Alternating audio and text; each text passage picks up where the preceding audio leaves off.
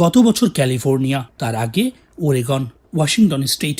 যুক্তরাষ্ট্রের পশ্চিমাঞ্চলে যখনই ভয়াবহ দাবানল হয়েছে তখনই সীমান্ত পেরিয়ে ছুটে গেছেন কানাডার দমকল কর্মীরা।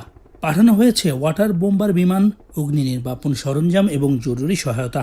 দুর্যোগের সময় প্রতিবেশীর পাশে দাঁড়ানো উত্তর আমেরিকায় এটাই ছিল বহু বছরের বাস্তবতা।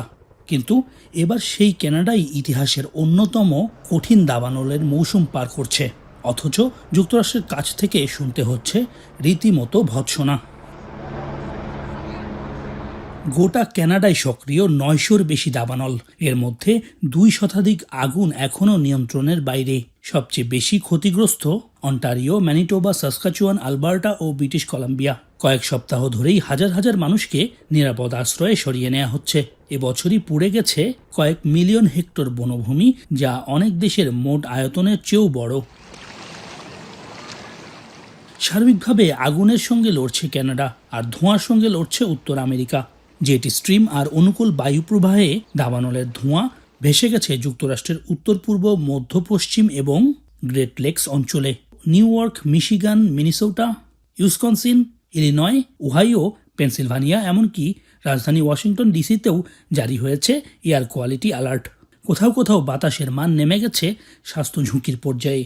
শিশু, বয়স্ক এবং শ্বাসকষ্টে আক্রান্তদের ঘরে থাকার পরামর্শ দিয়েছে স্থানীয় স্বাস্থ্য কর্তৃপক্ষ। এই পরিস্থিতিতে কানাডাকে কাঠগড়ায় দাঁড় করিয়েছেন মার্কিন প্রেসিডেন্ট ডোনাল্ড ট্রাম্প। নিজের সামাজিক যোগাযোগ মাধ্যম ট্রুথ সোশ্যালে দেয়া এক পোস্টে ট্রাম্প দাবি করেন, কানাডা বন ব্যবস্থাপনায় ব্যর্থ হওয়ায় প্রতি বছর যুক্তরাষ্ট্রকে ধোঁয়ার ক্ষতি সহ্য করতে হচ্ছে। এই ক্ষতির অর্থ আদায়ে কানাডার পণ্যের ওপর অতিরিক্ত শুল্ক আরোপ করা হবে বলেও হুমকি দেন তিনি। একই সঙ্গে বিষয়টি কানাডার প্রধানমন্ত্রী মার্ক কার্নির সঙ্গে আলোচনার কথাও জানান।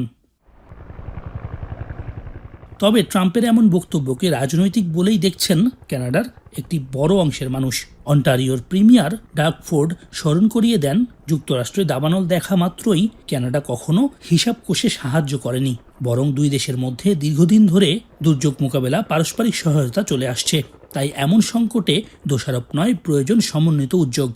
We are throwing every single resource we can. When you have 191 infernos running right across our province, we're deploying it based on the firefighters' expertise. We aren't the experts, they're the experts. And if they find there's one area that's burning out of control for one reason or another, we're going to listen to them. We don't direct our police, we don't direct our firefighters. We're there to support them any which way we can. বিশেষজ্ঞরা বলছেন, দাবানলের পেছনে শুধু বন ব্যবস্থাপনা নয়, বড় কারণ জলবায়ু পরিবর্তন। দীর্ঘ খরা, তাপপ্রবাহ, কম বৃষ্টিপাত এবং বজ্রপাতের কারণে উত্তর আমেরিকায় দাবানলের মৌসুম প্রতি বছরই দীর্ঘায়িত হচ্ছে। এতে কানাডার আগুনের ধোঁয়া যুক্তরাষ্ট্রে যাবে, আবার যুক্তরাষ্ট্রের দাবানলের প্রভাবও পড়বে কানাডায়। এই বাস্তবতায় দোষারোপ নয়, সমন্বিত নীতিই সবচেয়ে বেশি প্রয়োজন। সৈয়দ ইফতেখার, এখন, কানাডা।